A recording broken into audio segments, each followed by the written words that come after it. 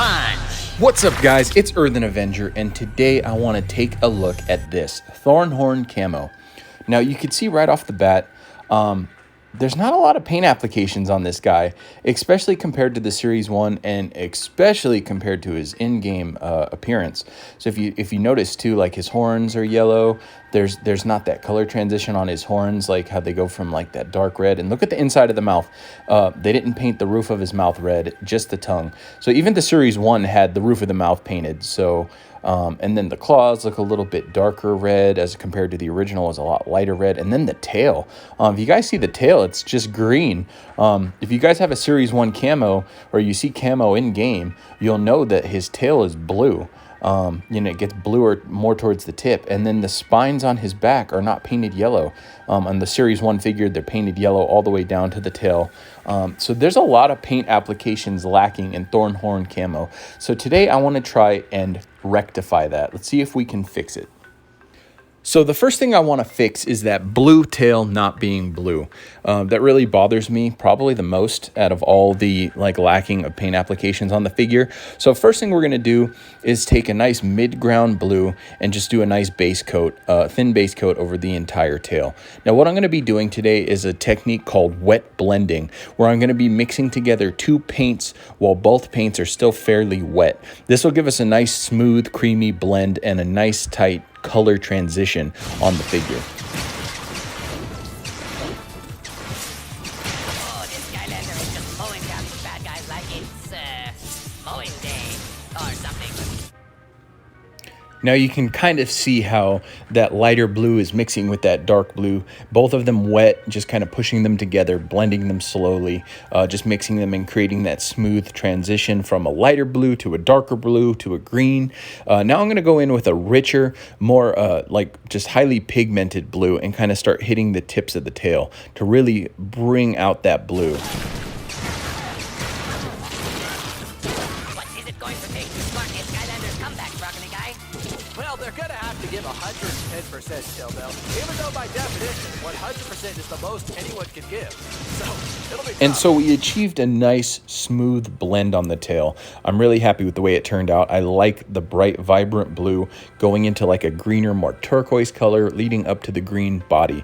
Very smooth blend. Like I said, just mixing wet paints. The key is to mix the paints together while they're still wet. So you have your mid-tone blue, your darker blue, while it's still wet, kind of mushing it together and moving it up the figure, and you'll create a smooth blend. Okay, so now we're going to address the next issue with this figure, which is of course the roof of the mouth. Now we're just going to go in with a nice bright fire engine red and hit the roof of the mouth. This is going to take about 2 to 3 thin coats, so just be patient and apply the paint. Bugs really can't bug you. It's really kind of ironic when you think about it. This Sharpie. If there is a more classic Skylands enemy, I have not heard of it. And while we have out that bright red, I'm just going to go through and hit the highest edges of the claw. Just hitting the tips, giving it a nice bright definition. This will really help those claws pop.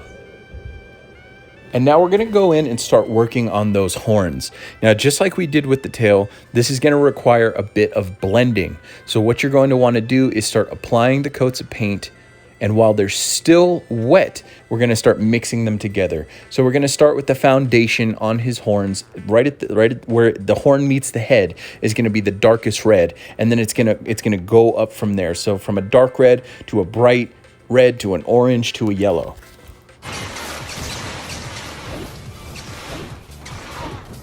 And now we have a very smooth blend, a beautiful transition on that horns, going from that dark red to the light to the orange to the yellow, and it's very smooth. The inside of the mouth is done, and the tail is looking very nice. The last thing that we need to do now is go through and start picking out the yellow horns on the scales on the back and the horns on the head. We'll just go through and start picking out those yellows.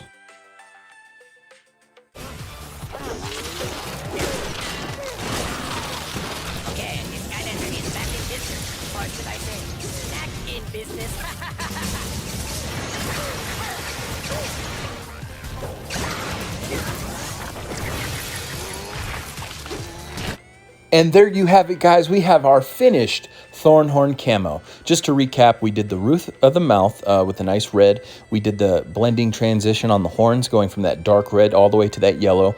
We picked out all the thorns on his horns and his back, the scales, using a nice bright yellow. And then, of course, we did that nice blending transition of the claws, making them a little bit brighter red. And then, of course, my favorite element of the figure is probably that bright blue on the tail, the scales going down all the way to the tail, and then that tail with the blue, you know, going from that turquoise green fading into a lighter and brighter blue, really pops, really brings the figure together. I love that so much about the Series 1. I was super disappointed when it wasn't on the Thornhorn Camo. I love Thornhorn Camo. He's an awesome sculpt, and of course his Wow Pow and the ability to change paths makes him super awesome in game. So I felt like this figure deserved a little bit of attention. So I'm glad I was able to bring him up to the Series 1 standard, Thornhorn Camo. And with that, my friends, we're going to jump over to the community spotlight. I have a couple great entries today. First, we have Sir Vipercast's Mint Masher Fist Bump. This amazing and interesting take on the Earth Trap Team Core Fist Bump. I love the vibrant, bright lime green and the transition that it creates between the purple. You could see how he did kind of a reddish maroon going into the purple. A great color usage on this. Excellent job, Sir Vipercast, and thank you for the submission. Next, we have a truly fantastic submission submitted by my good friend, Obsession. This is a beautiful and heartwarming piece that Obsession painted with his grandson, which makes it even that much more special.